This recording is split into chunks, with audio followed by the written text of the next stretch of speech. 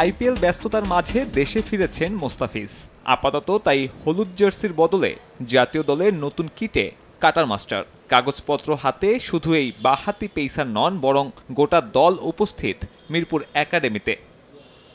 বিশ্বকাপের পাক্কা 2 মাস বাকি থাকলেও ক্রিকেটার কর্মকর্তাদের ভিসা প্রক্রিয়া বৃহস্পতিবারই সেরে ফেলল বিসিবি। 26 ক্রিকেটারের পাশাপাশি টিম ম্যানেজমেন্টের 9 সদস্যের গন্তব্য তাই মার্কিন অ্যাম্বাসি।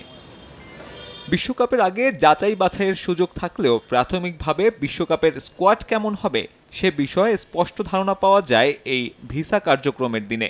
স্পিনারদের বাড়তি গুরুত্ব দেয়া হয়েছে, বিপিএল পারফর্মারদেরও জায়গা মিলেছে প্রত্যাশিতভাবে। আর আগে থেকেই মার্কিন ভিসা রয়েছে 4 ক্রিকেটারের। সাকিব, সাইফুদ্দিন, সৌম্য বিজয়দের তাই এদিন দলের সঙ্গে মার্কিন দূতাবাসে যেতে হয়নি। অবশ্য এই 30 জনের বাইরেও ইনজুরি কিংবা টিম ম্যানেজমেন্টের প্রয়োজনে নতুন করে যুক্ত হতে পারে আরও নাম। ঠিক তেমনি ভিসা হলেও স্বস্তিতে থাকার সুযোগ নেই কারো। আফিফ, শামীম, নাইম কিংবা নাসুমদের দেয়া হয়েছে আরও একটি সুযোগ।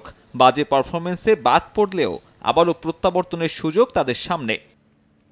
এছাড়া তাইজুল খালেদদের রাখা হয়েছে বিশ্বকাপ পূর্ববর্তী ম্যাচের বিবেচনায়।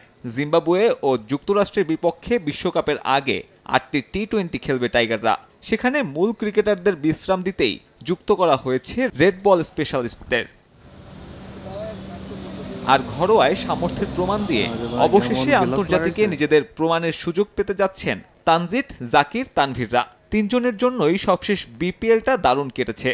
শ্রীলঙ্কা সিরিজে উপেক্ষিত হলেও নতুন নির্বাচক প্যানেলের বিবেচনায় এই তরুণ তুর্কিরা।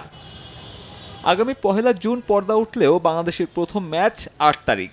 প্রথমে শ্রীলঙ্কা, এরপর দক্ষিণ আফ্রিকা ও নেদারল্যান্ডস।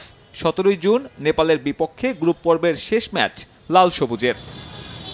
সাব্বির মিথুন, সময় সংবাদ, ঢাকা।